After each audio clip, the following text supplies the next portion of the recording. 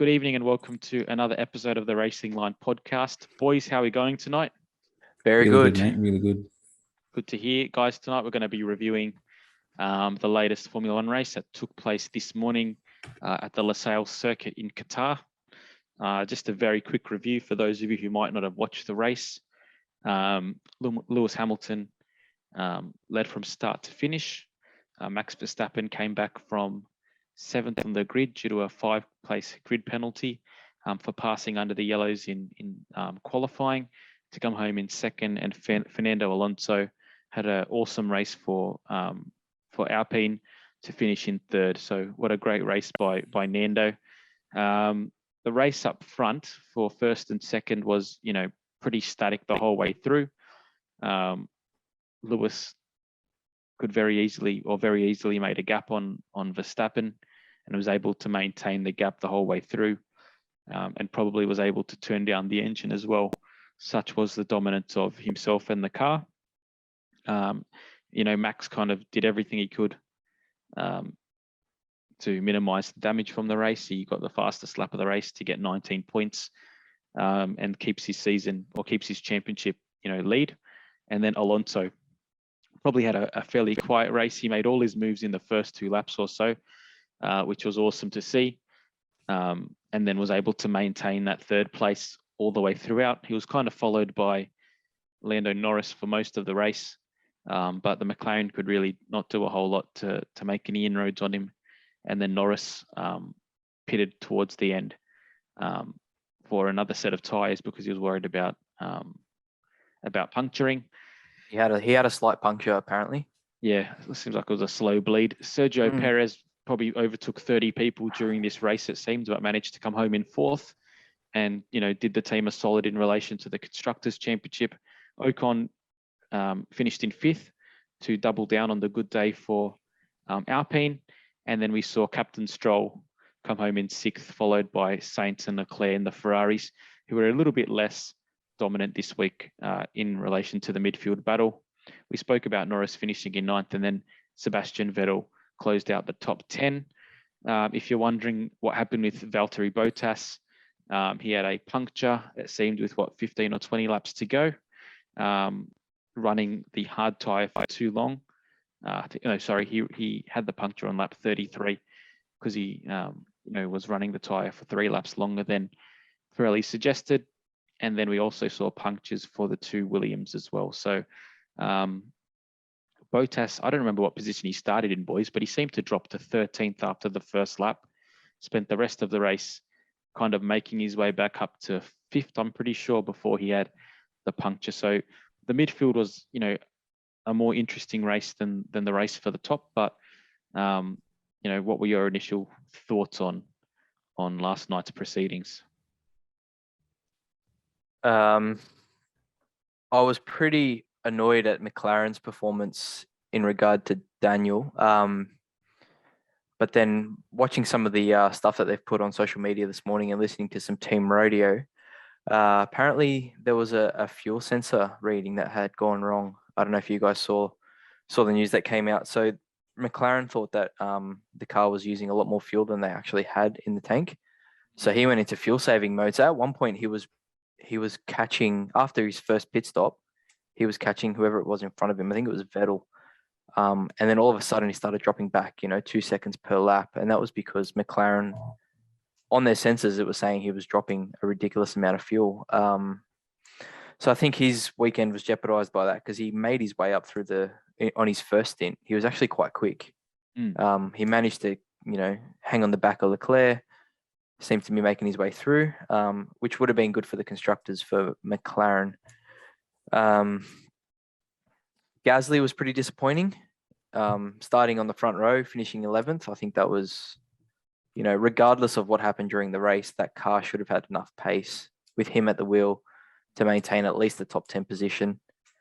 It seemed early in the race that he was doing fairly well, to be honest with you, Gasly. Yeah, so I don't know where the pace went.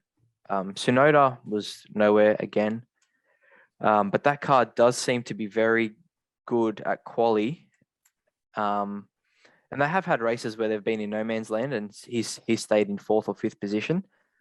But generally this year, I think they have managed to qualify quite well and then drop back during the race. And as we saw last year when Daniel was at Renault, the Alpine they sometimes just find these weekends where they put it all together and just get an awesome result. The fact that Ocon was 5th, I think he was, 2 cars within the top 5 for Alpine is amazing. They had the result at Hungary earlier in the year, but that was kind of because everyone in the front crashed. They looked pacey this weekend.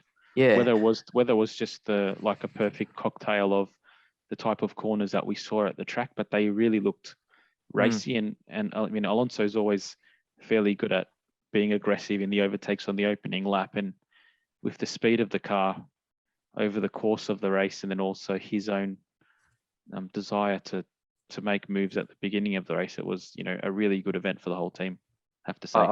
I loved his team radio. Tell Esteban to defend like a lion. That was the best for me. I loved it. I just love the fact that Nando's back on the podium after, I think his last one I said was 2014 when he was still at Ferrari. So long time coming for Nando, but yeah. It's interesting. We were talking about how he should make way last week to let Piastri in. And then, if you look at how many positions he's made up on opening laps this season, I'm pretty sure he's number 1 still. It's him, then Raikkonen, and Vettel, I'm pretty sure. Him, Vettel, then Raikkonen. Yeah, so they're kind of leading the way in that regard. And it's probably because they're qualifying, their car's not as competitive. But that race that we saw today, I think, goes to show why there's still credence for Alpine to at least give the guy one more year in a car that they hope is a lot more competitive, because regardless of his age, he still doesn't lack any of the tenacity that is shown throughout his career. Yep. I think tear up Ocon's contract, give it to Piastri and Fernando as the team moving forward. That's what I reckon.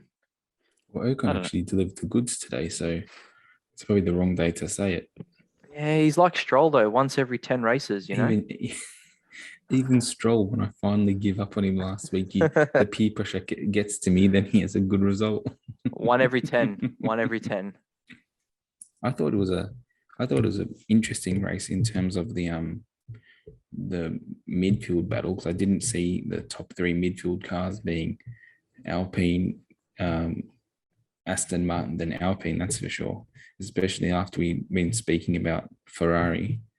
And I don't know if Ferrari was just making sure they covered off McLaren, because that's their real battle. It would have been wise to, but I was very interested in that. And also for the first time this year, we've really seen a sort of change up in the pit stops paying dividends, like something that was against the norm, that one-stop strategy, which really worked in Alpine's favor. But one thing I really one thing that was interesting is that that's a really weird track and real interesting track to make passes on. I would say it is a very average track, to be honest. I agree. A lot of weird sweepy bends, and not really many bends where you can sort of there's maybe only 2 corners where you can really have a good crack. And I think, considering it's a new track, I think it's just a real missed opportunity for F1.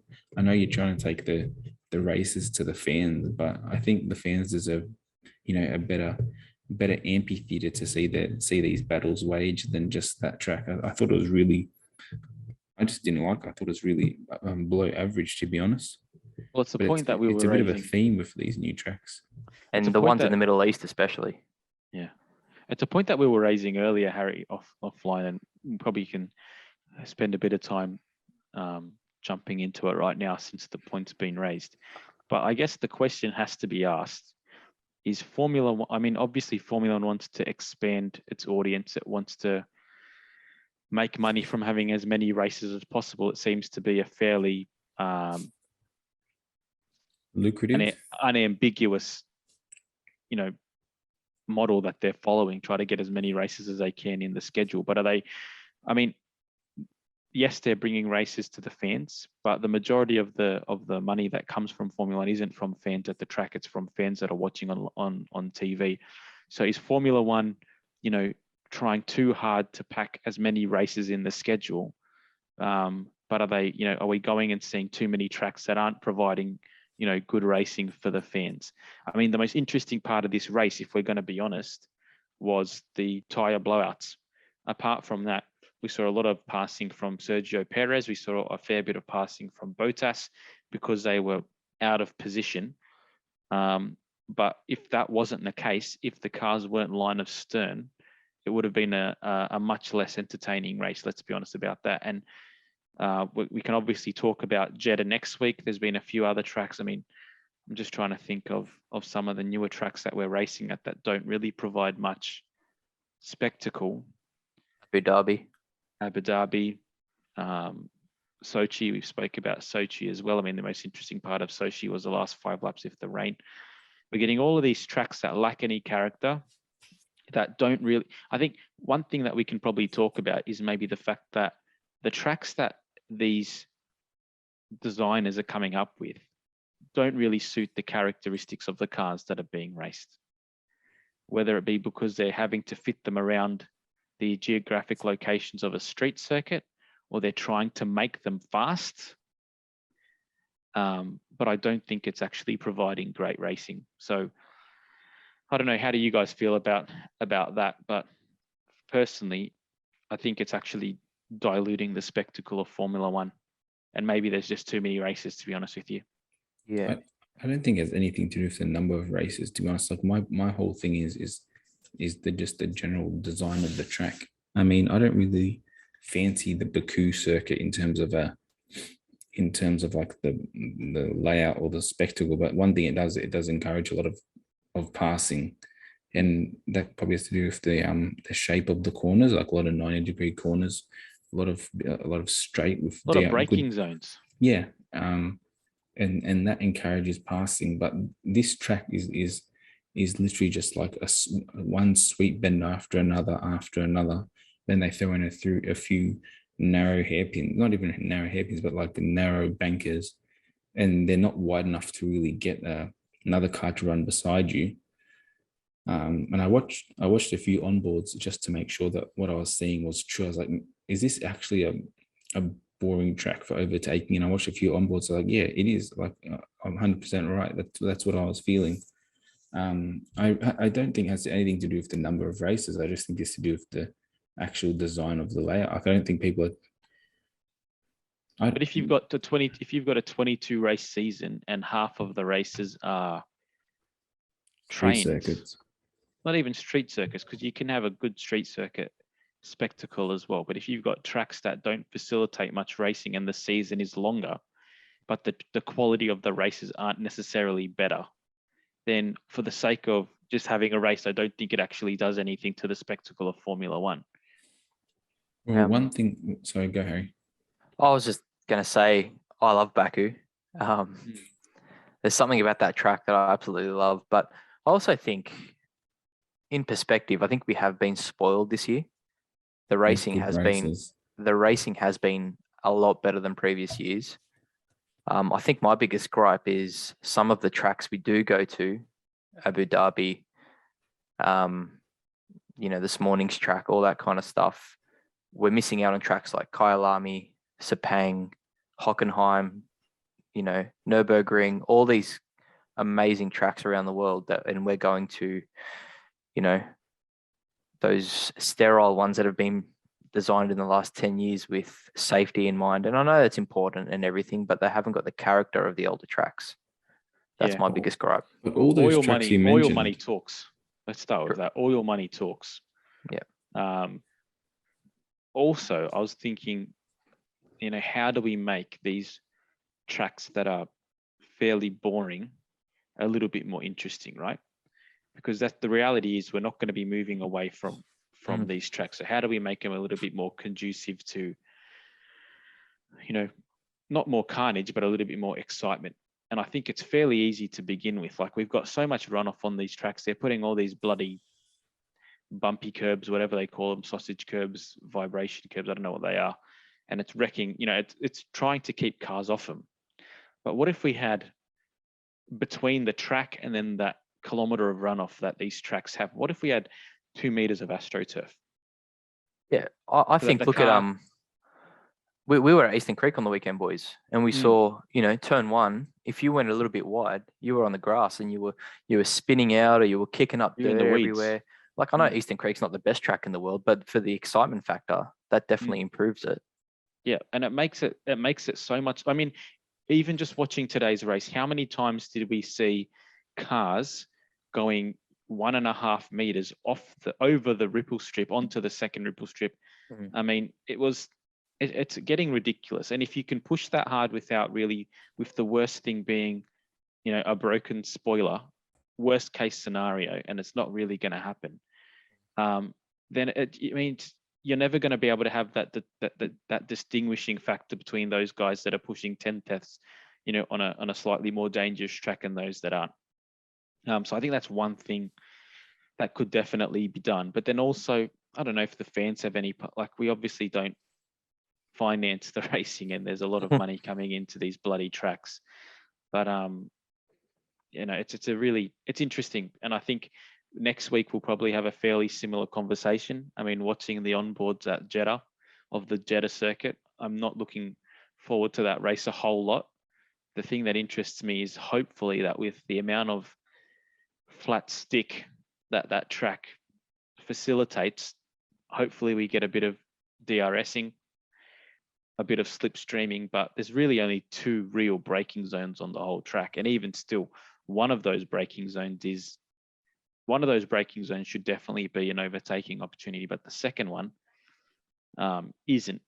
And is Formula One, with the DRS and the people that are designing these new tracks, trying to facilitate? I'm saying facilitate a lot tonight, funnily enough, but are they trying to, make overtaking occur with the DRS, or should they be focusing more on trying to get overtaking to occur, into the slower corners, which traditionally has been, how we do it in racing in general? Any thoughts on that, Joey? I think one thing that we have to remember as well is like next year the whole philosophy of the car changes. It'll be interesting to see how that changes the way that the cars can attack different tracks.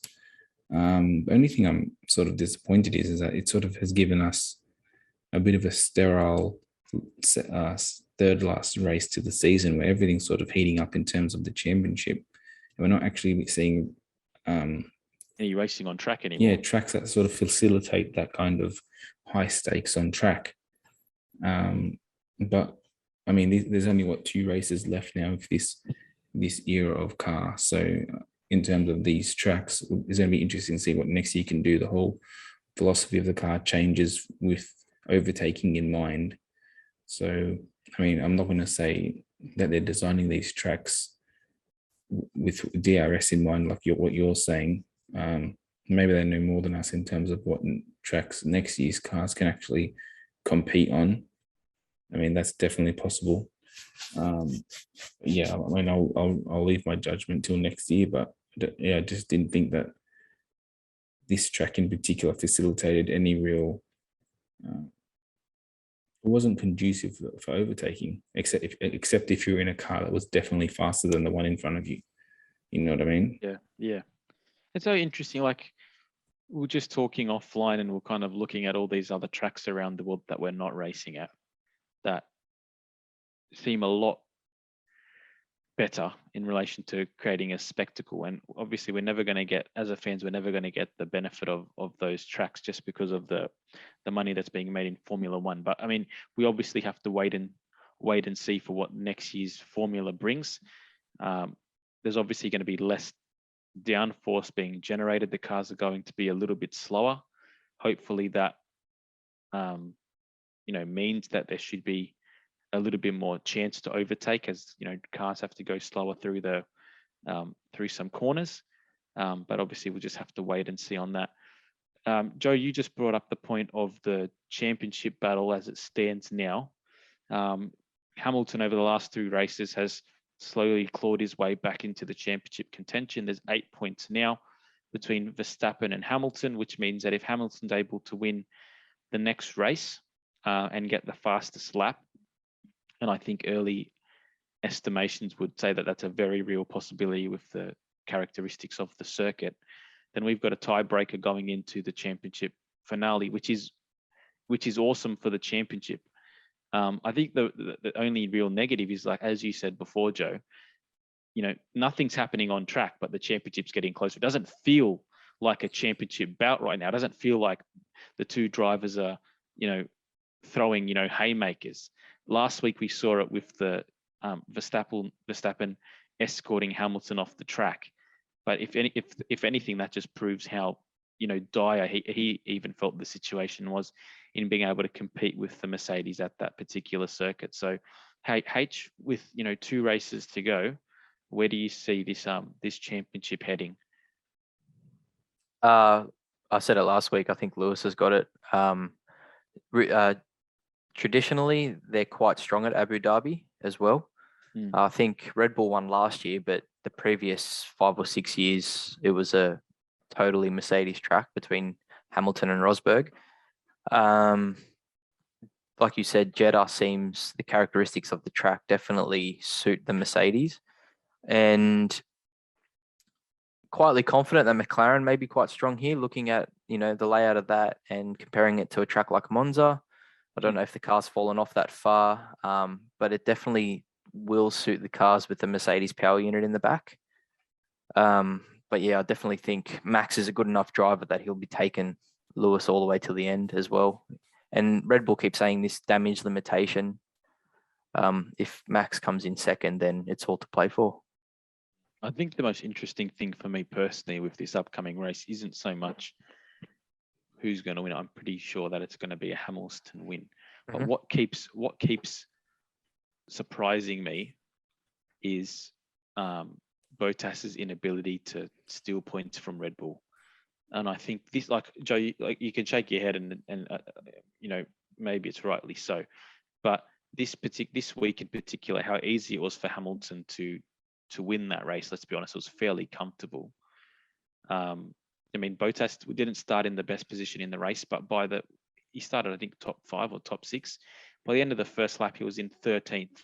And from that point, with the level of competition that is now in the midfield, there was always going to be a tough ask.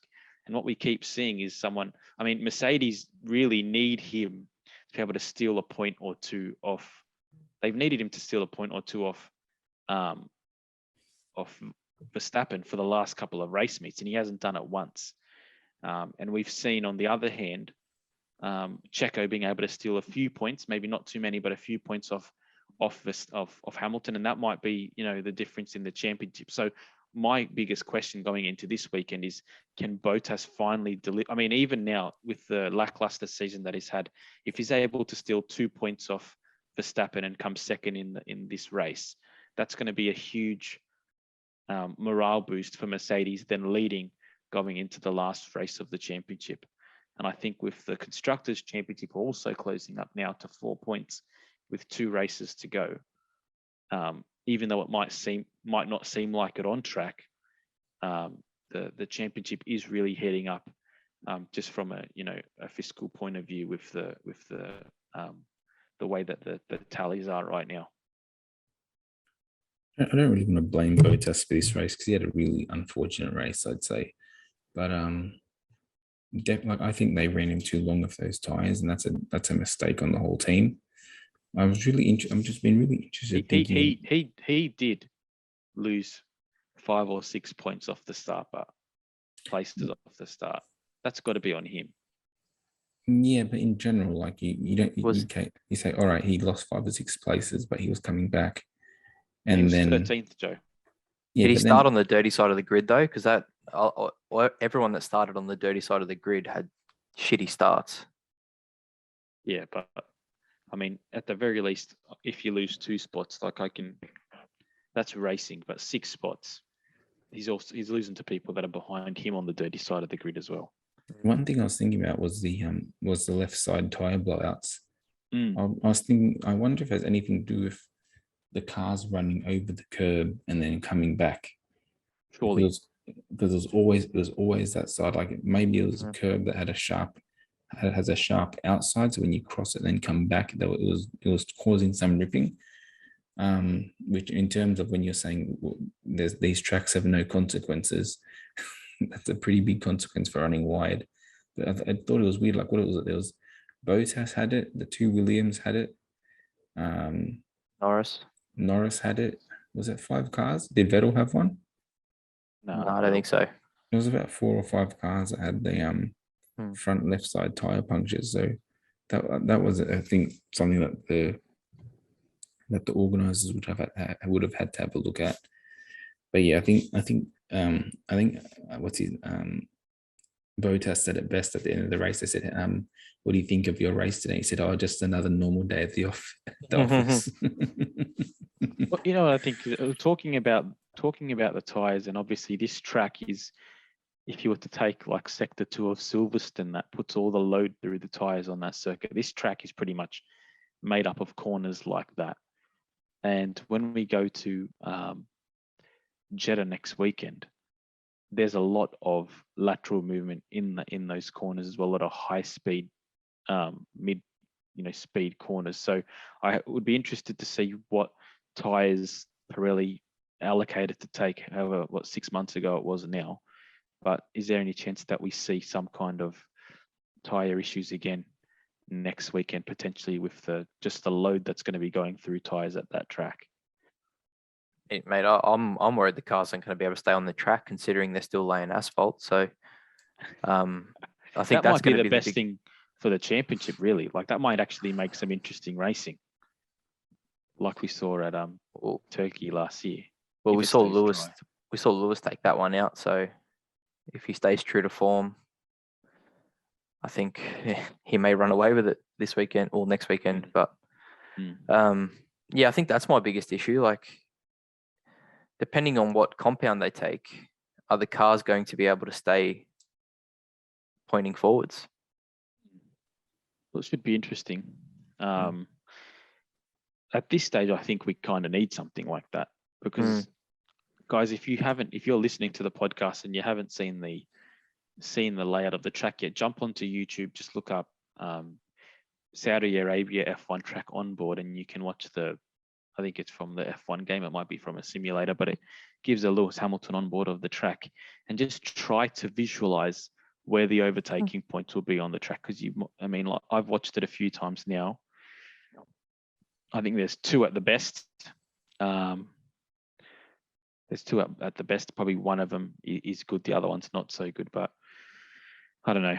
I think we need something like that. And then with the championship being as it is, I think we go to Abu Dhabi and that kind of becomes, a real catalyst for the championship if we go in tie. So that makes it a little bit more interesting. Moving on to something else. Ferrari, for the first time in a while, seemed like they were succumbed, like they didn't seem as competitive as they were normally. I mean, obviously we spoke about Gasly and Toro Rosso a little bit earlier on. And they obviously didn't capitalize on the speed of their car. It seemed, in the finishing positions of the race, but that car seemed fairly strong in qualifying and then early in the race. And I don't know if they were just caught out with the strategy. I think did they go 2-stop strategy for the AlphaTauri or 1? Yeah, 2-stop. I think the 2-stop strategy was probably the better strategy, but with the Latifi virtual safety car, we kind of lost a few laps for those guys to actually, make up time. I think we saw with Lando as well. He was really catching up to the Ferraris and then lost 3 laps of, soft tires against old hards. And that kind of affected him getting past them. And I think is fairly similar with Gasly as well. Tsunoda didn't have a great race, but I feel like he was a little bit more competitive this weekend than the last couple of weekends. So I was actually impressed with that. He still doesn't have the quality of those people that he's racing against. I think it's fairly obvious to see. He's tenacious in the sense that he wants to fight. He wants to kind of be difficult for guys to get past. But I just don't think that he's got the level of, or the depth of understanding that some of those other drivers have that he's racing against right now. But hey, what are your opinions on, or what were your takeaways from Ferrari's race? And were you surprised as well? Yeah, so Ferrari claimed that Leclerc's pace during qualifying was due to a cracked chassis, changed his chassis, and then his pace didn't really improve all that much during the race. Yep.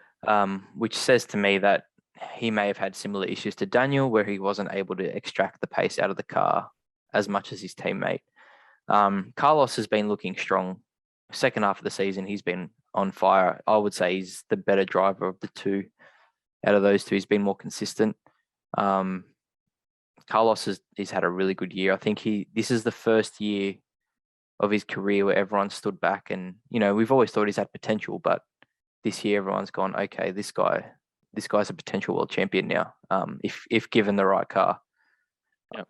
I don't know if that's just me, if I've always just underrated him, but yeah, that's how I'm looking at him at the moment. The interesting thing that I keep seeing from Ferraris, regardless of whether they're strong or not, what those two drivers are able to do when they're doing well, they're both finishing line astern, fourth and fifth and sixth, whatever it might be. But even this week, when they were struggling a little bit more, they still finished line astern, seventh and eighth. So I still think that the team as a whole are maximizing their finishing position. And I think the fact that they're finishing so close together probably suggests that they're both extracting like the potential from the car. It wasn't like, Leclerc was, a few positions down on him like that. I feel like they're both extracting the best from the car, and they're maximizing, the race results. And I think for them, even though they had a fairly lackluster race weekend, had Lando have, finished in fourth, they probably would have been a little bit disappointed with, what he was able to do, and they obviously would have lost some points in the championship. But at the end of the day, Lando pitted,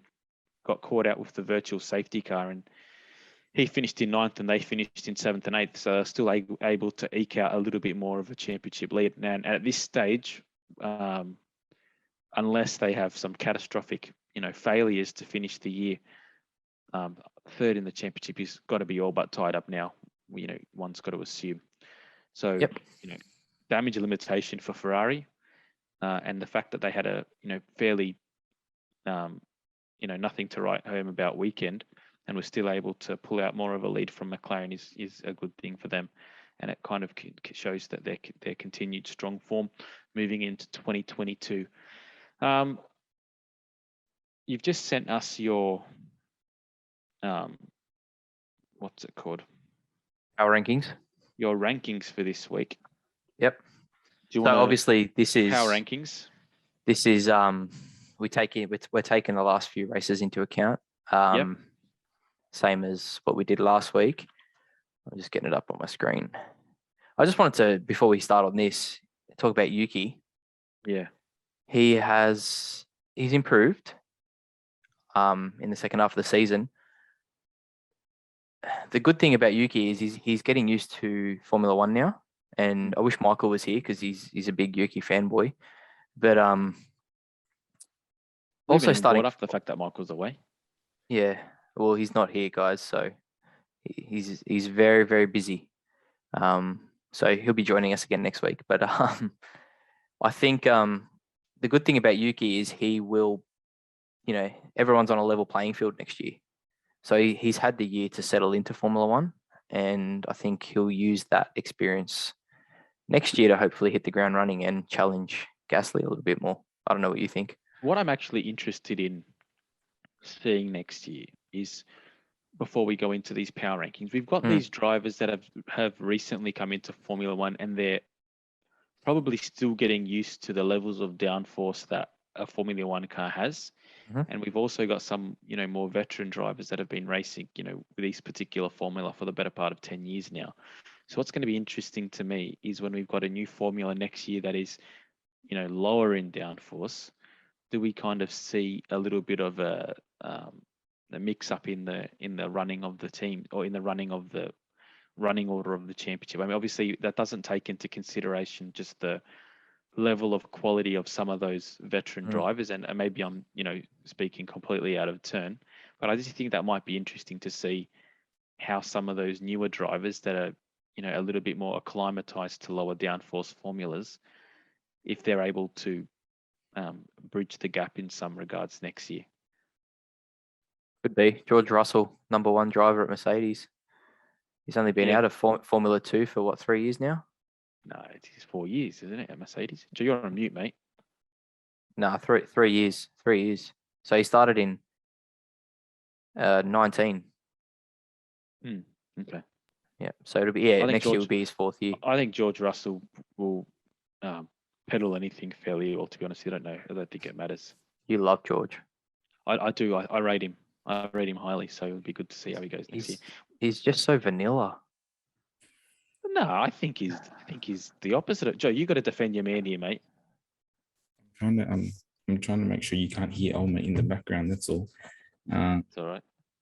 I don't think George has to prove anything. I think he's proven everything he can with that car. I think he's gone above and beyond the call of duty really for Williams. And I'm just interested to see him next year push something that, actually has some, something behind it. Here's a state-of-the-art team, state-of-the-art teammate. And next year, I think is really going to be a wake-up growing moment for him. I don't expect him to beat Hamilton next year, but I would love to see it. But I think next year will be sort of like a feeling out period for what it is to race with the big boys, and then boom, the year after. I foresee a Daniel Ricciardo, Sebastian Vettel kind of situation. He'll come in and absolutely put Hamilton to bed. I think if he gets the handle on that car, which we've seen him drive, he jumped into it last year and should have won the race. And I know they're different cars and everything, but the guy's shown that he can just jump into something and drive it. So, I'm not doubting his driving ability. I just think he's How boring. Interesting would it be if what he part comes, of him is vanilla? Just everything about him.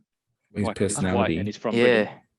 Yeah, and he's from Britain. Oh, I don't think you've seen enough of his personality because you're not looking at it. There was one video I saw of him last year when he was talking with Norris and Albon about who was the better rookie driver, I think it was. And I think you think Stroll, really funny. No, I just think he's actually a very funny bloke. You don't see it that much. What will be interesting is next year when he does join Hamilton, if he is able to smoke him, and when we say smoke, we just mean be convincingly better. I'll be interested to see if that's the case, because if it is, then it obviously means that Hamilton, for all his dominance, wasn't extracting the maximum potential from the car. So then what does it say about him? But then also, and I don't think that's the case. I think if we look at Hamilton in the last few races, as much as it pains me to say, he's been the last 2 races, he's been awesome. He's done everything that he needs to do. He probably got a little bit unlucky even this weekend to get the fastest lap just because the virtual safety car came out when it did. But I think it will be an awesome battle to see next year. And I think he should beat Hamilton. He's younger. He's got a lot more to prove. And I think the fact that he's going up against debatably, one of the best races in F1 history, let's say the 3rd best in F1 history, gives him a good measuring stick. So I think that'll be an interesting thing to see. 100%, I agree.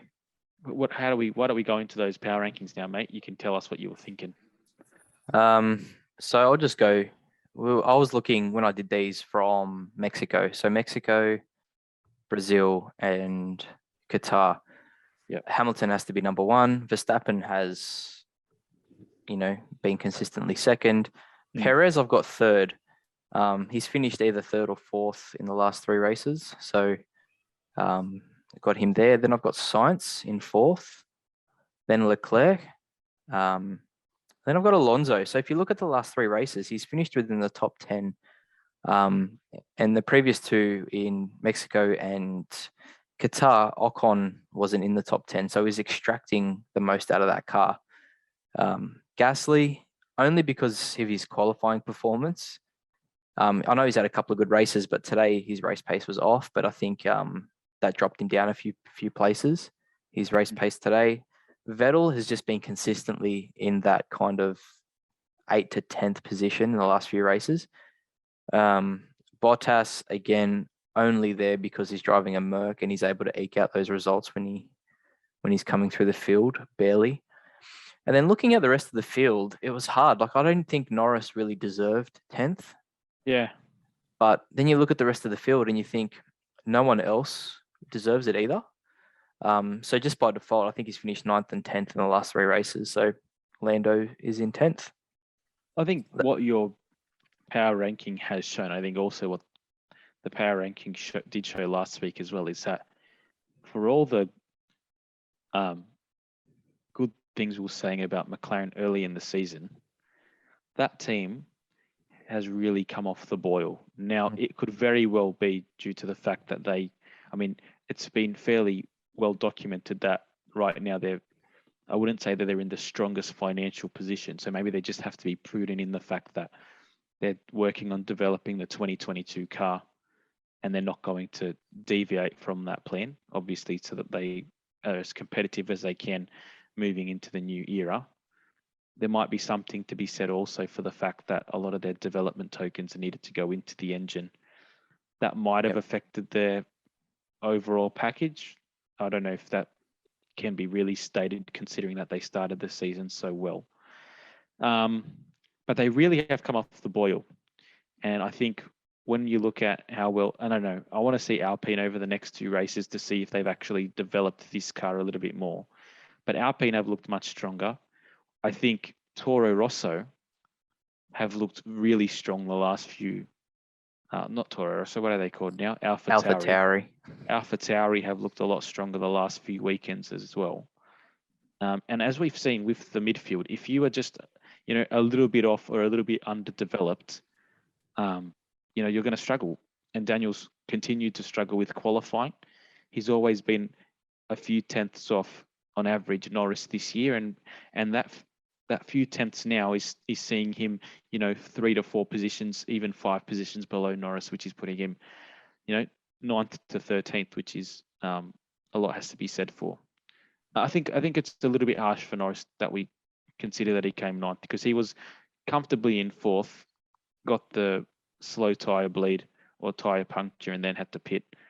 But he was, that would have been another 4th place finish for this season, and another 16 points to his championship, which really could have reminded us in the second half of the season of what he's been able to achieve this year. I think they could come good. Joey, you're on mute again, mate. Sorry, H. That's right. I think they'll have a good performance in Jeddah. I just have a feeling. But yeah, Joey, what do you think?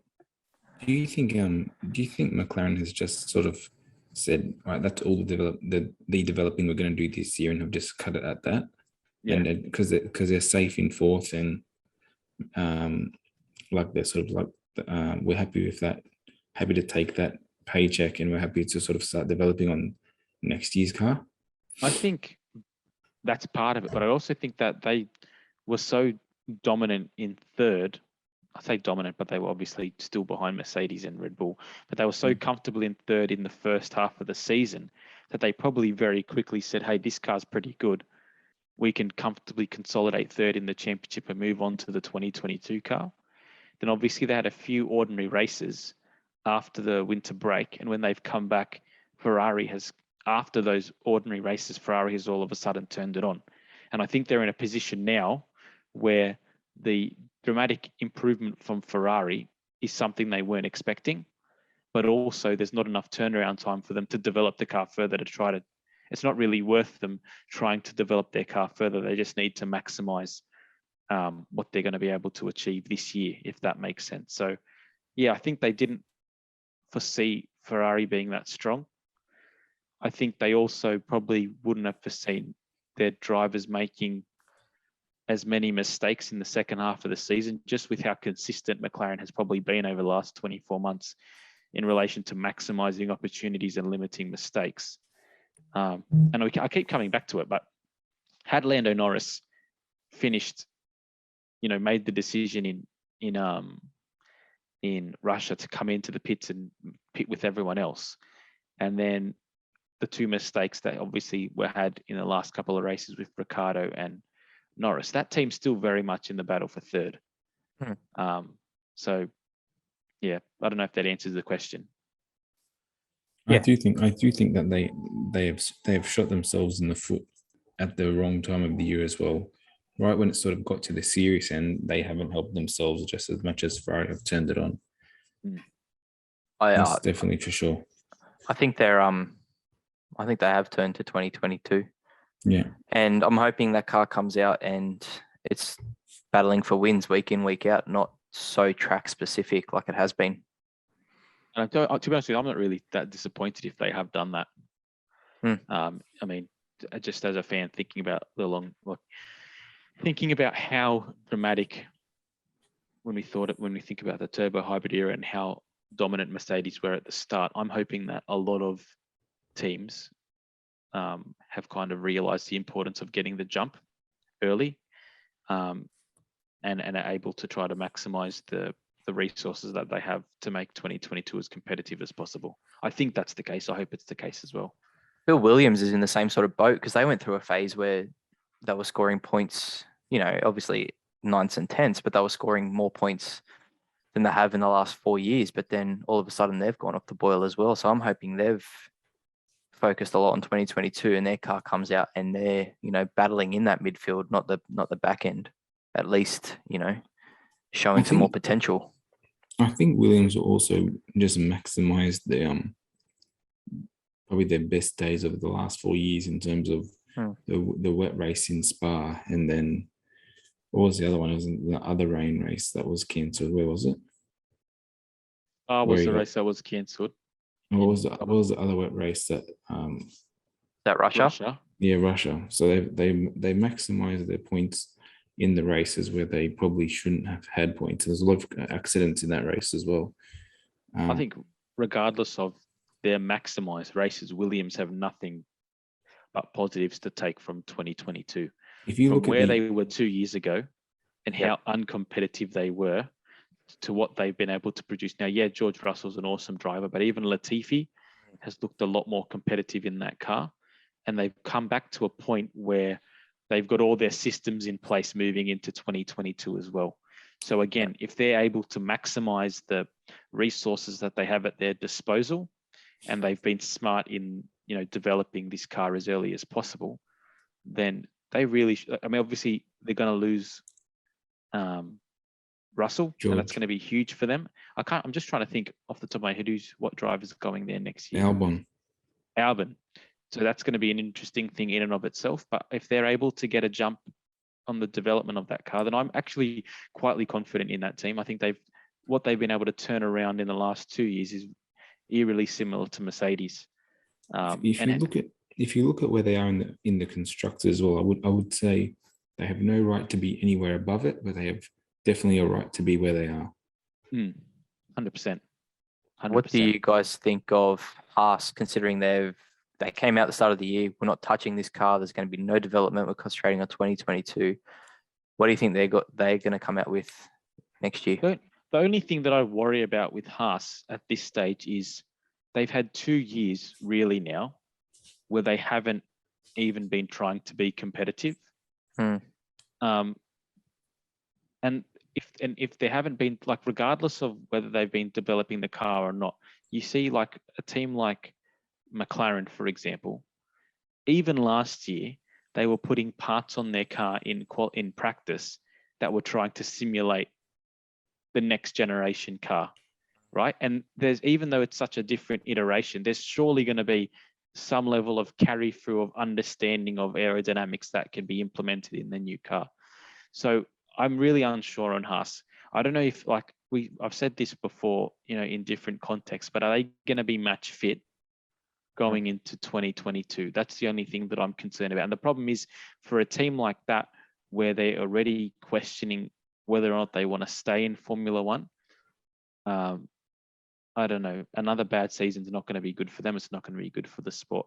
Hopefully, what next year does bring is, with the rule change, at the very least, if they aren't as competitive, they're closer to everyone else. And I hope that's the case for a lot more teams, even if they're not, quote unquote, in the top 3 teams, let's say. Hopefully that they're at least competitive where on their day, they can maximize a points finish and things like that. Because I think what we see with them right now, it's very similar to where Williams were in a couple of years ago, and they were just kind of filling out the grid. So I hope that they're able to improve, and they're only a few years removed from doing some pretty awesome things in Formula One on a very limited budget. So hopefully they can get back to that. Is it just me, or has Mazepin seemed to mature a little bit over the last couple of races? Yeah, I think so. I think he's had to.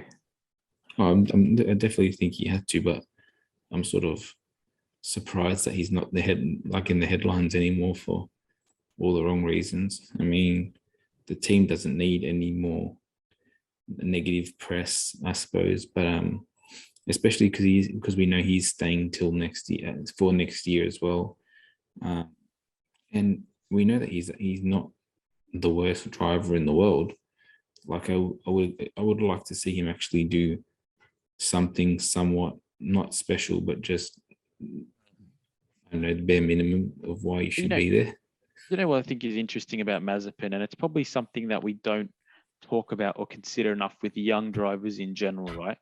You've got to think he was not the best driver in F2, but he did have his days and he was competitive. Then all of a sudden you thrust him into a situation where they're a rookie. He's racing against another rookie and he's trying to prove himself in Formula One. And he comes into the season and he's probably pushing too hard. He's making silly mistakes. It's compounded by pushing again to try to make up for the mistake and making more mistakes, right? And I think that's what we saw early in the year. What we are forgetting also, and I'm maybe not forgetting, but Yuki Tsunoda's done a fairly similar thing this year, right? And I think it's been well documented. Max Verstappen, when he came into Formula One, we forget how many mistakes this guy made. Verstappen. He made so many mistakes early on, and it's just because they're pushing the boundaries. They're trying to, I don't know if they're trying to make a name for themselves or they are just, young, eager, probably a little bit naive, and they're just trying to maximize every scenario and push, to the 10th degree all the time. But the fact that he has matured over the second half of the season is a good thing. And moving into next year, what I would like to see, because if anything, he's probably had a slight advantage on even Mick Schumacher in the second half of this season. So what I would like to see next year is, once they've both had a year's worth of experience, can we see them, against each other for a whole season and then make a more genuine comparison between the quality of those two drivers? Because that could be an interesting side battle as well for 2022. Yeah, well, we've seen Mick takes a year to settle into a category, so yeah, it'll be interesting to see next year. He's almost like, even Mick, not Mick, even Joey Mawson was saying it when we interviewed him. He's saying, as a driver, he's kind of nowhere his first year, and it was the case in F4. It was the case in F3 and F2 as well, where the first year he kind of just doesn't do a whole lot, and then it's really the second year that he matures, which is, interesting, but he kind of does it like clockwork too. So that will be an interesting 2022 battle, I'm sure. We're almost hitting 45 minutes. So next week we've got Jeddah. I think we've got a lot of potential talking points for that race. I mean, whether, we're hoping that the racing is good, but at the very least, we've got a very different type of track, which would give us a few things to talk about. Next week and the weekend after? Well, the week after, sorry. So it gives them a bit more time to lay and roll that asphalt. Asphalt. Imagine if they go Abu Dhabi and then they have to go back to Jeddah. That surely couldn't be a. What if they swap them? Yeah. Oh, Could that be a decision? Is that legitimate? I don't know. I mean, they would have to make the decision within the next. If they're moving the circus now, they'd have to make the decision in the next day or two. But I don't think that Abu Dhabi is too far from Saudi Arabia. But that's interesting. But I think it's going to give us a few interesting things to talk about. And obviously by then we'll have a very clear picture of what the scenarios are going to be going into final race of the championship. Can Bottas really do something to assist the team?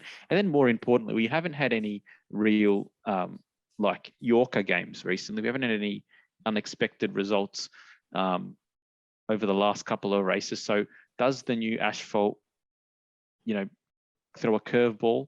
Do we get, I don't know if we will, but do we get weather? Do we see Mercedes or McLaren with their car that seems to be really good on low downforce circuits? Can they throw a curveball in? Does Ferrari with their new engine, does that do anything as well? So yeah, there's a few interesting things to talk about next week, and let's just hope and pray that we've got an interesting championship upcoming, interesting final 2 races upcoming. Now, for anyone that's watching next week, we've also got our preview of the Bathurst 1000. So we're going to be talking, obviously we don't have any Formula 1 to talk about. So we're going to review the last month of supercars racing at Eastern Creek. We've got obviously a little bit of first-hand experience after going to the race last week. We'll talk about Shane van Gisbergen clinching the championship before the final race.